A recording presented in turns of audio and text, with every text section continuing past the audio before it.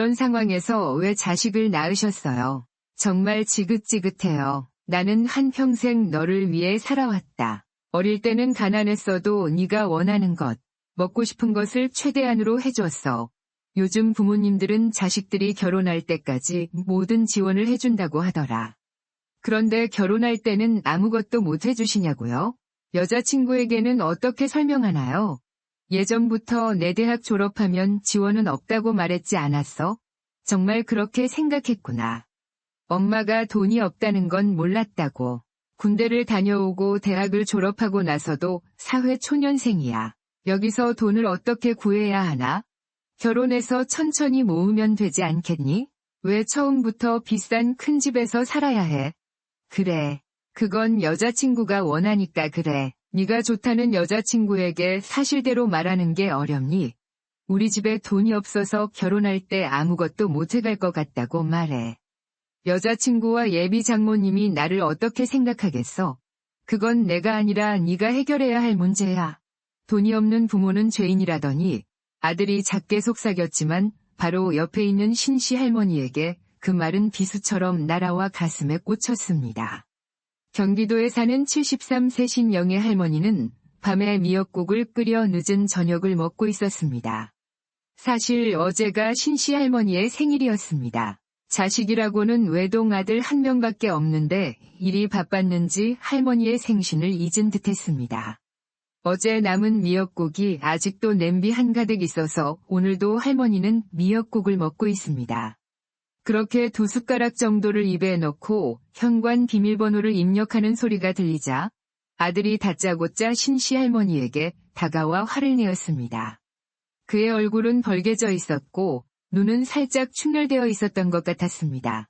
식사를 하고 있는데 갑자기 아들이 왜 자기를 낳았느냐고 물었습니다. 씹던 밥도 소화가 안 돼 싱크대에 토하게 됐다. 소녀는 테이블 위에 놓인 국수 냄비를 보더니 두 손으로 얼굴을 가렸다.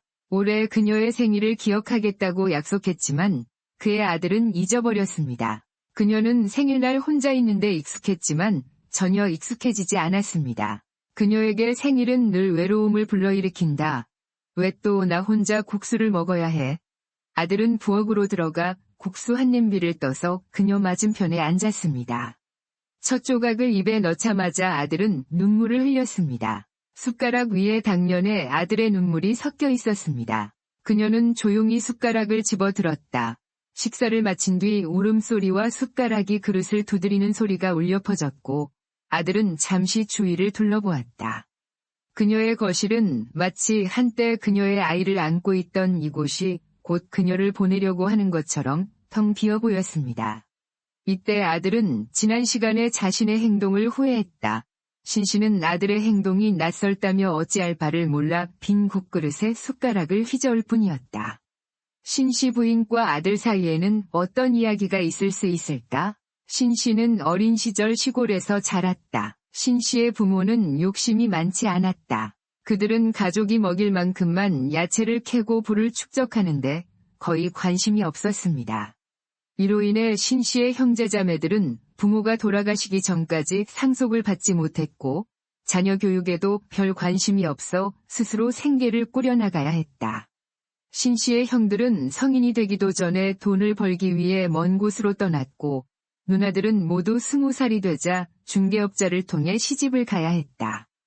그러나 어릴 때부터 신씨의 효심으로 그를 깊이 아끼던 부모님은 신씨가 결혼하지 않기를 바랐다. 그래서 신씨는 30살이 될 때까지 부모님과 함께 계속해서 야채를 캐며 효도했다. 그러나 신씨가 세상을 떠난 뒤 결코 혼자 남겨지지 않기를 바랐던 신씨의 부모는 늦게 결혼해 다른 곳에서 살게 되자 안타까워했다. 전강희, 그녀의 남편은 그녀보다 7살 연상이다. 남편은 주로 비정규직을 했으나 허리가 너무 아파 한동안 침대에 누워 있었고 신씨 부인은 가끔씩 같이 일하던 남편을 대신해 비정규직에 나갔다. 남편은 가끔씩 일을 다녀오기도 했지만 허리가 더 안 좋아지면서 결국은 휴식을 해야 했습니다. 남편이 아프기 전에 신씨는 남편과 한 아들을 낳았습니다. 신씨는 유일한 아들이 대학 졸업까지 교육을 받을 수 있도록 지원하기 위해 열심히 일했습니다. 하지만 일주일에 6일이라는 것은 쉬운 일이 아니었습니다. 신 씨는 매일 헐렁거리는 소리를 내며 잠을 자야 했습니다. 그때마다 따뜻한 남편이 신 씨의 어깨를 주무르기도 했습니다. 신 씨는 그렇게 남편과 외동아들을 위해 가장의 역할을 해야 했습니다. 하지만 신 씨가 벌어오는 돈으로 세 식구가 생활하는 데는 부족함이 없었고 아들을 위해 저축도 해야 했기 때문에 신 씨는 모든 것을 아끼며 생활해야 했습니다. 신 씨의 남편은 이렇게 신 씨가 아끼며 살다 보니 돈에 민감해지기 시작했습니다. 남편은 아들이 학교 준비물이나 우유값, 문제집 비용 등을 가져올 때마다 돈이 없다고 한숨을 쉬거나 불만스러운 표정을 지었습니다. 이러한 남편의 태도로 인해 아들은 과자나 장난감을 사는 것이 불가능했습니다. 또한 전기료나 공과금을 내야 할 때마다 남편은 예민해지며 화를 내기도 했습니다. 아들은 집에서 항상 듣게 되던 말들이 돈이 없다, 아껴 살아야 한다, 지금 나가는 돈이 얼마인지 알아야 한다, 였습니다. 남편은 항상 아들에게 부모님이 무슨 일을 하시는지 물으면 공무원이라고 대답하라고 강요했지만 아들은 이해하지 못했습니다. 그리고 아들이 조금이라도 불만을 털어놓으면 말로 해결하려 하기보다는 밥을 주고 재워주면서 이 정도 해줬으면 잘 해준 거지, 뭐가 그렇게 불만이야? 라고 소리를 질렀습니다. 신 씨는 그런 남편이 모를 때 아들에게 많은 것을 해주었습니다.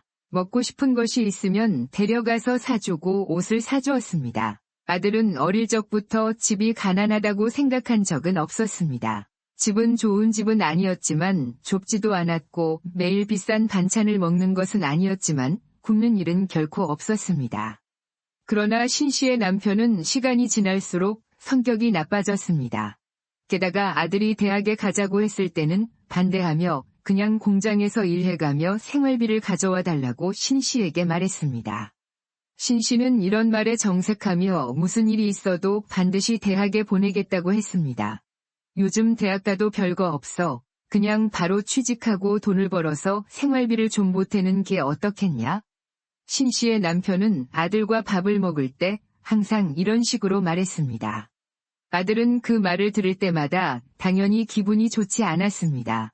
저는 대학에 가고 싶어요. 아버지께 학원을 보내달라고 하지 않을 거예요.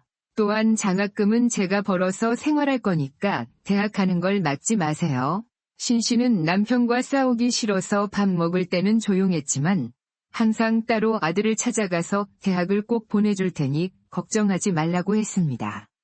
그래서 아들은 아버지 몰래 대학에 합격했고 그 사실을 뒤늦게 아버지는 방에서 담배를 피우던 재떨이를 아들 쪽으로 던졌습니다. 아들 대신 장롱에 맞아 장롱이 부서지고 아들이 입고 있던 옷과 사방팔방에 담배재가 떨어졌습니다. 아들은 맞지 않았지만 그 이후로 아버지에게 마음을 완전히 돌렸습니다. 이 사건은 신 씨가 장을 보러 외출한 동안 발생했고 신 씨가 돌아왔을 때 집은 이미 난장판이었고 아들은 집을 나갔습니다. 신 씨의 남편은 신 씨에게 화를 냈지만 신 씨도 그에 맞섰습니다. 내 아들은 무슨 일이 있어도 대학을 졸업시킬 거니까 방해하지 말아주세요. 신 씨의 아들은 더 좋은 대학에 갈 수도 있었지만 장학금을 받을 수 있는 지방의 대학을 선택해야 할지 고민했습니다. 신 씨는 이런 결정을 고민하는 아들에게 등록금을 내줄 테니 걱정하지 말고 원하는 대학을 다니라고 했습니다. 그래서 아들은 알바를 하며 생활비를 벌어가며 대학을 졸업했습니다. 대학 생활 동안 등록금 이외에는 한 번도 부모님에게 지원받지 않았고 졸업 후 바로 중견기업에 취직했습니다. 돈을 벌자마자 신 씨에게 근사한 정장 한 벌을 사주었습니다. 신 씨는 짧은 머리를 자주 하셨는데 드레스나 원피스보다는 정장이 훨씬 잘 어울렸습니다. 신 씨는 이 옷이 너무 아까워서 아껴 입지 않는 계절에는 비닐로도 감아놓았습니다. 신 씨는 계속해서 일용직으로 일을 하고 있었고 남편은 집에서 휴식을 취하고 있었습니다. 남편이 가끔이라도 집안일을 도와주면 좋겠지만 신 씨가 퇴근할 때마다 집은 항상 엉망이었습니다. 대학 생활을 하면서 아들은 아버지와 거의 연락을 하지 않았지만 아들이 취직하자 아버지는 점점 자주 연락하기 시작했습니다. 남편은 신 씨에게 아들에게 사과하고 싶다며 전화번호를 알려달라고 했고 신 씨는 그 말에 속아 전화번호를 알려주었지만 남편의 진짜 목적은 다르게 있었습니다. 아들이 취직해서 생활비를 요구할 계획이었습니다. 신 씨는 돈을 절약하며 모았고 남편은 집안일 하나도 안 하며 담뱃값 5만 원 이외에는 돈을 거의 주지 않았습니다. 신 씨의 남편은 아들에게 전화를 걸어 엄마를 욕하며 생활비를 요구했습니다. 아들아, 너 어릴 때는 아빠가 미안했다. 진심이 아니었던 거 알지? 아들은 그런 아버지의 사과를 진심으로 생각했습니다. 아버지를 별로 좋아하지 않았지만 영원히 연락을 끊을 수는 없는 상황이었기에 아들은 그런 아버지의 사과를 받아들였습니다. 하지만 얼마 지나지 않아 아버지는 본론을 꺼내기 시작했습니다. 지금 직장 다니면서 한 달에 얼마 버니? 아직 초년생이라 세전 300만 원 좀 안 돼요. 그러면 이제 슬슬 우리 생활비 줄 때 되지 않았니? 엄마는 이 아들한테 돈 한 푼 안 준다. 집에서 맨날 가만히 있는데 너무 우울해서 그래. 아들은 이런 아버지의 말을 듣고 이러려고 연락을 했구나 싶었습니다. 그래도 아들은 고생한 부모님을 위해 생활비를 주기 시작했습니다. 부모님이 좋아서가 아니라 그냥 아들 자신이 돈을 잘 벌고 있다는 것을 부모님에게 보여주려는 의도도 있었습니다. 그렇게 신 씨의 남편은 신 씨에게 알려주지 않고 아들이 30살이 되기 전까지 야금야금 아들의 돈을 가져갔습니다. 신 씨도 나이가 들수록 점점 기력이 딸리며 이제는 주에 3에서 4일 정도만 일을 하고 있었습니다. 그의 남편은 일을 할 생각이 없이 죽을 때까지 신 씨와 아들 그리고 나라에서 주는 기초연금을 기다리고만 있었습니다. 신 씨의 남편은 몸이 나아져 충분히 알바 정도만 해도 아들에게 받는 생활비와 기초연금 받을 것보다 더 많이 벌 수 있었음에도 불구하고 누구 밑에서 일하기 싫다는 이유와 귀찮다는 이유로 일을 나가지 않았습니다. 신 씨의 입장에서는 속이 터질 만큼이었습니다. 당신도 슬슬 스스로 돈을 벌어야지. 나도 언제까지 일 다닐지 모르는데 난 욕심 없어. 지금 생활도 딱 좋아. 그리고 조금만 있으면 공짜로 연금 받을 수 있는데 만약 알바에서 소득이 잡히면 기초연금을 못 받을 수 있다고. 하루 몇 시간만 일해도 기초수급연금보다 훨씬 많이 벌 수 있는 건 몰라. 신 씨는 의아했습니다. 신 씨는 남편에게 용돈을 많이 주는 것도 아니었는데 자꾸 남편이 필요한 물건을 사오고 먹을 걸 무슨 돈으로 마트에 가서 사오는지 궁금했습니다. 신 씨가 집요하게 물어보니 남편은 아들에게 생활비를 받는다고 했습니다. 당신 미쳤어? 애 이제야 돈 모으기 시작했을 텐데 그 귀한 돈을 당신이 왜 받아? 뭘 그렇게 화를 내? 아들이 번 돈을 부모한테 좀 줄 수도 있는 거지. 유튜브 보니까 다들 몇십만 원씩은 받는다고 하더라. 그 유튜브 댓글은 봤어. 다들 자식 생활비 받아 쓴다고 난리도 아니었어. 그 돈 쓰면서 아깝지도 않았어. 최 씨는 당장 아들에게 전화해 더 이상 아버지에게 돈을 보내지 말라고 강력히 당부했습니다. 아들은 이미 다시 아버지와 연락을 끊을 생각을 하고 있었습니다. 아버지는 아들에게 용돈을 받는 것도 모자라 신용관리를 잘해서 나중에는 자기 대출을 받아서 도와달라는 말까지 했다고 합니다. 더 이상 아들이 아버지에게 생활비를 보내지 않자 아버지는 예전의 성향이 다시 나왔습니다. 내가 너를 키워줬으면 그만큼의 값어치는 돌려줘야지. 엄마한테 줬어야지 왜 아버지한테 줘? 엄마가 돈 벌고 집안일 다 하고 아버지는 어릴 때 방치했잖아. 아버지의 목소리가 높아질 때 아들은 급히 전화를 끊었습니다. 이 대화 이후로 아들은 아버지의 번호를 차단했습니다. 최 씨는 그동안 최대한 절약하며 살아서 꽤 많은 돈을 모았고 남편에게는 돈 모은 사실을 절대로 비밀로 했습니다. 아들은 당시 여자친구가 있었지만 결혼 준비가 아직 안 돼서 결혼을 계속 미루고 있었습니다. 최 씨는 이제 일용직을 그만두고 아파트 청소 일을 시작했습니다. 돈은 적게 받지만 전보다는 편했습니다. 그런 때쯤 남편의 건강이 급격히 나빠졌습니다. 집에서만 앉아있던 그는 움직이는 것을 싫어했고 하루에도 한 갑씩 담배를 피웠습니다. 건강검진 결과 폐암 4기라는 진단을 받았습니다. 최 씨는 남편을 원망하기도 했지만 동시에 불쌍하기도 했습니다. 일을 하며 남편의 병원비를 마련하고 정성껏 돌보았지만 결국 남편은 세상을 떠났습니다. 남편은 죽을 직전에야 성격이 온화해져 아들에게 미안하다는 말을 전했습니다. 아들은 아버지를 원망하면서도 안타까워했습니다. 남편이 돌아가자 최 씨는 심각한 우울증을 겪었습니다. 가장의 역할을 하며 돈을 모으느라 신 씨는 여태까지 친구도 취미도 없었고 형제들과의 소식이 오랫동안 끊긴 상태였습니다. 시간이 흘러서 아들은 5년째 연애 중인 여자친구와 결혼하겠다고 신 씨에게 말했습니다. 이 결정에 신 씨는 크게 반감을 표했습니다. 이미 외동아들이라 다른 형제들을 만들어주지 못한 것을 미안해하면서도 아들이 꼭 결혼하기를 바랐습니다. 그런데 신 씨는 자식에게 어느 정도로 도와주어야 할지 고민했습니다. 현재 신 씨는 건강이 점점 나빠지고 있어서 언제까지 일을 할 수 있을지 모르는 상황이었고, 무리하게 도와준다면 남편처럼 아들에게 손해가 갈까봐 두려워했습니다. 그렇게 아들은 상견례 일정이 잡혔다고 신 씨에게 알렸습니다. 상견례 자리에서는 부모님끼리 선물을 주고받을 거라면서 저도 신 씨에게 선물 준비하라고 했습니다. 상견례 때 무슨 선물이냐? 그래요. 저도 이해가 안 되지만 여자친구 부모님 쪽에서 그렇게 요청하는 것 같아요. 그냥 주고받는 마음이 중요한 거니까 비싸지 않은 걸로 사면 될 것 같아요. 뭘 사야 되니 일단 알았다. 상견례 날, 신 씨는 아들이 취직 후 사준 정장을 입고 약속 장소로 향했습니다. 거기서 신 씨는 상견례 자리에 나온 사돈을 보고 놀랐습니다. 주말 드라마에서 부잣집 만사람 역할로 나오는 연예인처럼 보였습니다.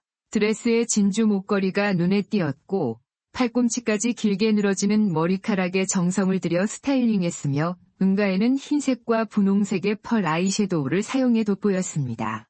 신 씨가 보기에 사돈은 자신보다 10살은 여보였습니다. 이렇게 신씨네와 사돈네는 서로 인사를 하고 마주 앉았습니다. 왠지 아들과 며느리가 만남을 위해 아주 비싼 레스토랑을 예약한 것 같았고 메뉴를 보던 신씨 부인은 가격을 보고 긴장하게 됐다. 결국 아이들이 돈을 지불할 것이기 때문에 별로 걱정하지 않았지만 주문하는 동안 그녀는 여전히 마음이 편하지 않았습니다. 신씨 부인은 주문을 마친 뒤 사위에게 가져온 선물을 전했다. 신씨는 보통 이런 모임에서 선물을 주고받는다. 딸아이가 첫 결혼이라 잘 모르겠다. 건강을 기원하기 위해 홍삼을 가져왔다. 고 설명했다. 사위는 홍삼이 담긴 빨간 종이봉지를 보고 잠시 얼굴이 굳어졌다. 그는 억지로 미소를 지으며 준비된 선물인 고급스러운 목걸이와 고급 화장품을 꺼냈다. 아, 우리가 주인공도 아닌데 왜 그렇게 과격하게 행동하는 겁니까? 신부인이 중얼거렸다. 결혼식에 입고 가실 수 있도록 준비했습니다. 눈부심이 많을 것이라고 답했다. 신 씨는 결혼식에 잘 차려입지 않은 채 참석하지 말라는 간접적인 제안을 하는 듯한 느낌을 받았다. 그녀는 받아들일지 말지 망설였지만 아들이 상기시켜 주었기 때문에 받아들였습니다. 아들과 함께 조용한 시간을 보낸 뒤 신씨 부인이 다정하게 물었다. 너희 여자친구 집이 잘 사니 그런 것 같아요. 예비 장인님께서 대기업 다니셨어요. 아마 결혼할 때 많이 도와주실 것 같아요. 근데 엄마 집은 남자 쪽에서 하는 게 좋지 않아요. 신 씨는 이런 아들의 말에 당황했습니다. 상견례 할 때까지만 해도 도와달라는 소리나 여자친구와 집은 어떻게 할 거라고 했다. 이런 말을 꺼내지 않길래 자기네들이 알아서 할 것이라고 생각했습니다. 신 씨도 내심 도와줘야 할까 고민은 하고 있었지만 그냥 아들이 직접 말하기 전까지는 먼저 말을 꺼내지 않고 있었습니다. 이후 밥을 다 먹고 계산을 해야 할 상황에서 아들과 며느리가 어디 갔는지 보이지 않았고 예비 장인들은 다른 일을 하고 있었습니다. 직원이 계산하시겠습니까?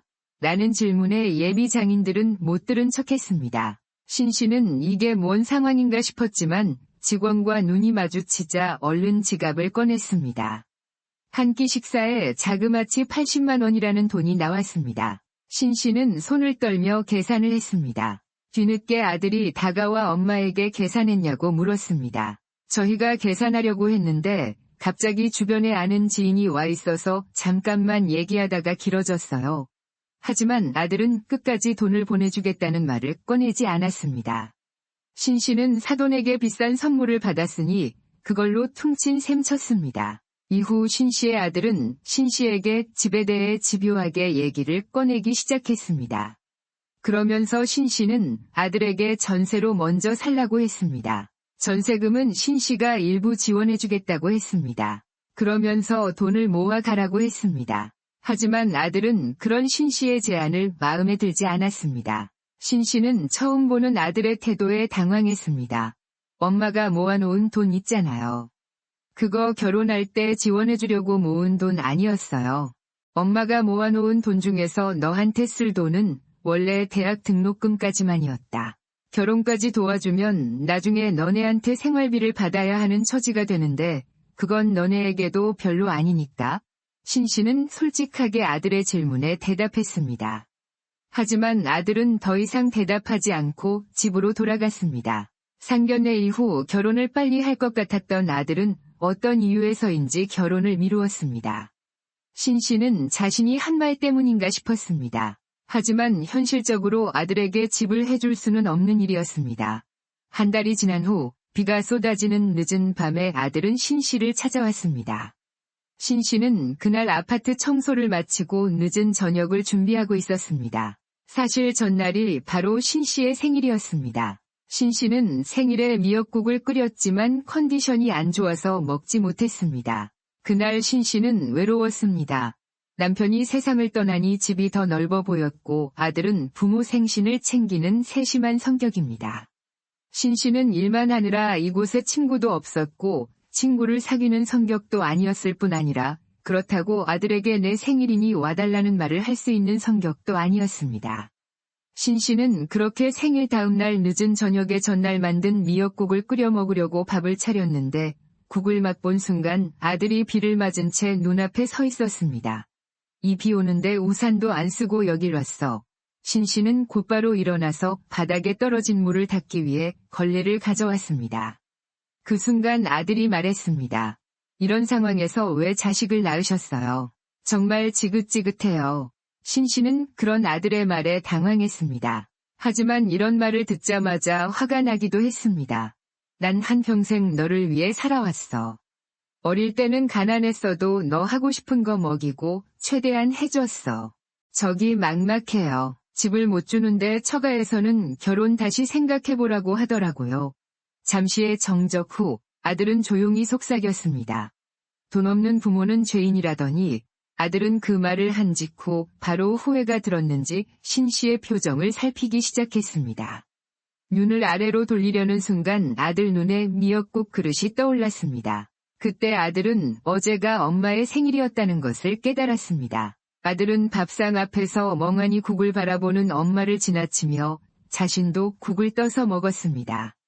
그동안 아들이 엄마에게 해준 것이 없다는 사실에 스스로가 미웠습니다. 생일 하루 챙겨주지 못한 것에 대해 자신은 집안을 해주지 않겠다고 떼를 쓰고 있었기 때문에 아들은 미역국을 먹으며 흐느꼈습니다.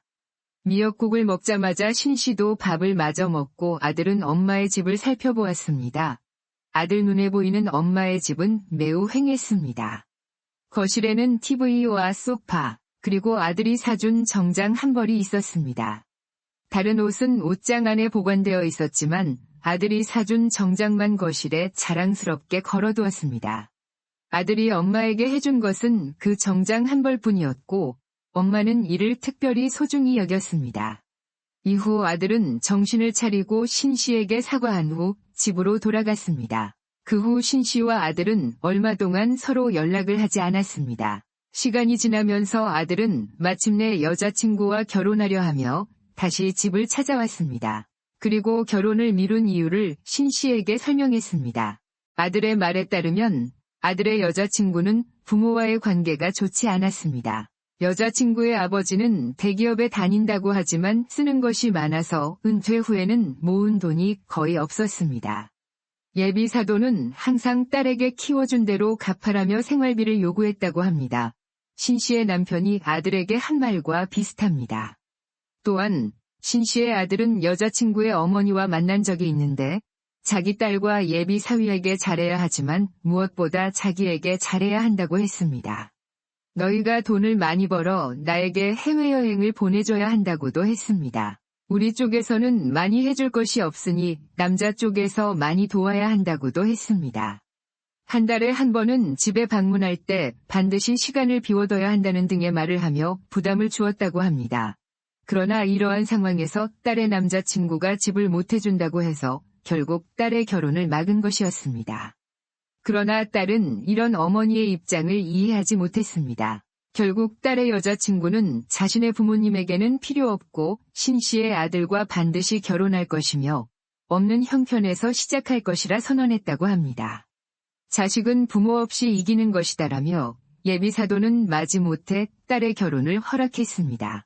반면 신 씨는 예비사돈과는 달리 아들과 예비며느리를 불러 좋은 말을 해주었습니다. 나한테 잘 안 해줘도 돼. 너희 둘이 잘 사는 게 진정한 효도야. 해외여행은 필요 없으니 돈 많이 벌어서 더 큰 집으로 이사도 가고 그 돈은 모두 너희를 위해서 쓰라. 나한테 집 주소를 알려줄 필요도 없다. 가끔 엄마가 보고 싶으면 미리 말하고 와. 맛있는 거 준비해 놓을게. 결혼식 상의하다가 막히는 게 있으면 언제든 말해줘. 그래서 아들은 결혼식을 소박하게 올리고 새 집에서 새 살림을 시작했습니다. 신부 측에서는 해줄 일은 다 해주었지만 신부 측에서 돌아오는 것은 없었습니다. 며느리가 죄송하다며 돈을 드리겠다고 했지만 신 씨는 거절했습니다. 사돈네가 모아둔 돈이 없다는 말을 듣고 넘어갔지만 신 씨는 자식에 대한 사돈네의 간섭을 신경 쓰이게 했습니다. 사돈은 딸이 결혼 후 생활비를 제공하지 않자 신 씨의 아들에게 몰래 연락을 하여 딸에게는 말하지 말라고 하고 생활비를 보내달라고 요구하기도 했습니다. 신 씨의 아들은 이런 상황에서 입장이 난처했습니다. 이런 사이에서 만나면 사돈네는 사위에 대해 학업 이야기를 자주 꺼내며 연봉이 많이 오르지 않는다고 불평했습니다. 한 번은 자신들의 결혼 기념일에 아들과 며느리가 밥을 사줄 때 웃으며 용돈은 없냐고 물었고 그 모습이 싫어서 말했습니다. 신 씨의 아들은 사실 이런 장인 장모님을 보며 결혼을 망설였다고 했습니다. 다른 장인 장모님들은 사위를 신경 쓴다고 하지만 이 장인 장모는 그런 사위를 막대하려고 했습니다. 전화를 받지 않으면 사위에게 전화를 걸어 전화벨을 4번 울린 후에도 전화를 빨리 받지 않으면 화를 내며 심지어 아이를 가지지 말고 그 돈으로 자신들을 모셔달라고도 했다고 합니다. 제 아들은 이전에 아버지로부터 받은 트라우마 때문에 장모님과 더 이상 연락을 하고 싶지 않았습니다. 며느리 역시 그런 부모님들에게 질려버렸습니다. 결국 제 아들 부부는 상의 끝에 사돈네와의 연락을 끊기로 결정했습니다. 제 딸이 이 사실을 전하자 사돈은 미안하다는 말을 하지만 제 딸은 그들을 피해 집을 이사하고 전화번호도 바꾸었습니다. 저는 그런 자식들의 결정을 지지했습니다. 그러나 사돈은 자식들이 연락을 받지 않자 저희 집으로 찾아왔습니다. 예전에도 이미 사돈이 저희 집을 방문한 적이 있었는데 그때의 기억을 잊지 않고 찾아온 것 같았습니다. 그때 사돈네는 저희 집이 지나치게 누추하다고 공개적으로 말하기도 했습니다. 저는 사돈에게 말했습니다. 어째서 이런 누추한 집에 찾아오셨나요? 사돈은 자신이 한 말을 기억하며 찔리는 듯이 대답했습니다. 누추하다고요? 혼자 사는 집으로서는 이 정도면 훌륭한 거 아니겠습니까? 저는 사돈이 왜 그런 말을 하게 됐는지 의아했습니다. 사돈은 돌려 말하려 하다가 신 씨가 이해를 못하자 곧장 물었습니다. 딸과 사위가 연락이 안 되네요. 혹시 아들 내외가 사는 집 주소를 좀 아시나요? 신 씨는 아들 부부가 사는 주소를 알고는 있었지만 당연히 말해주지 않았습니다. 저도 가본 적이 없어서 모르겠네요. 사돈은 다시 물었습니다. 그러면 혹시 사위 전화번호가 바뀌었나 본데 전화번호를 좀 알 수 있을까요? 제가 이번에 핸드폰을 물에 빠뜨리는 바람에 신 씨는 어떻게든 알려주지 않으려고 거짓말을 지어내었습니다. 그러자 사돈은 신 씨의 거짓말을 알아차리는 것 같아 점점 언성을 높였습니다. 아니 이봐요. 지금 거짓말하시는 거예요. 그거 알려주시는 게 그렇게 힘드시나요? 괜히 알려줘서 아들 부부 힘들게 하는 것보다는 낫네요. 뭐라고요? 말씀드릴게요. 자꾸 그렇게 자식들한테 키워준 값 요구하고 싶으신가요? 저는 정말 가난하게 살았고 지금도 모아놓은 재산이 많지 않지만 자식이 주는 돈은 아까워서 쓰지도 못해요. 자식들한테 받은 돈으로 옷 사고 화장품 사고 그러고 싶으세요? 다 늙어서 추한 행동하지 마시고 우리 자녀들 귀찮게 하지 마세요. 들어보니 이제 수입도 많지 않은 것 같으신데 화장품에 100만 원씩 쓰는 게 정상인가요? 자녀를 보험으로 여기고 못해준 것에 대한 미안함은 없으신가 보네요. 신 씨는 아들과 며느리를 대신해 시원하게 사돈에게 한마디 했습니다. 저는 아직도 아파트 청소하면서 스스로 벌고 자녀들 힘들게 안 하는데 사돈도 이참에 제가 하는 아파트 청소일 해보시는 게 어떠세요? 이 일이 은근히 할만해요. 이 말을 들은 사돈은 자신의 귀를 털며 그곳을 빠져나왔습니다. 이후 사돈이 신 씨의 아들과 며느리에게 했던 행동은 다른 자녀들에게도 행해졌습니다. 하지만 사돈은 나머지 자녀들에게도 외면당했고 결국 식당에서 서빙을 하며 돈을 벌고 있다는 소식을 나중에 접했습니다. 신 씨는 그런 사돈을 보며 만약 자신도 돈이 없었으면 자녀들에게 손을 벌리며 자녀들을 힘들게 했을까 하는 생각도 들었습니다. 신 씨에게는 돈이 없을 때 제일 견디기 힘들었던 것은 자녀들에게 손을 벌리는 일이었습니다. 그리고 점점 그런 자녀들에게 서운해지고 하다가 결국 사이가 안 좋아지는 상상도 해본 적이 있었습니다. 결론적으로 신 씨는 무리하게 자녀들을 도와주지 않은 것을 잘했다고 생각했습니다.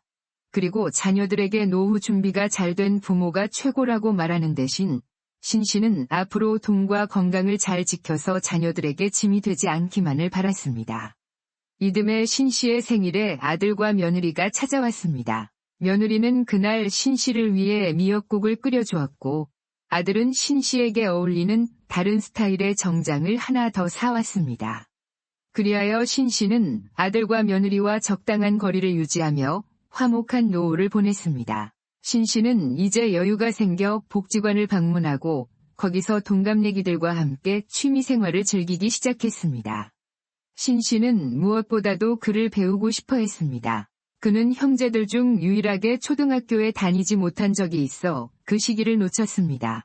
아들 앞에서 사랑한다는 말을 직접 하기엔 부끄러웠지만 글로 표현할 수는 있을 것 같았습니다. 그래서 오늘도 신 씨는 빗돌빼돌한 글씨로 아들 사랑한다는 문구를 연습하고 있습니다. 여러분은 이 신 씨의 이야기를 듣고 어떤 생각이 드셨나요? 나이가 들어서 생활비가 부족해진다면 어쩔 수 없이 자녀들에게 의지해야 할 상황이 올 수 있습니다.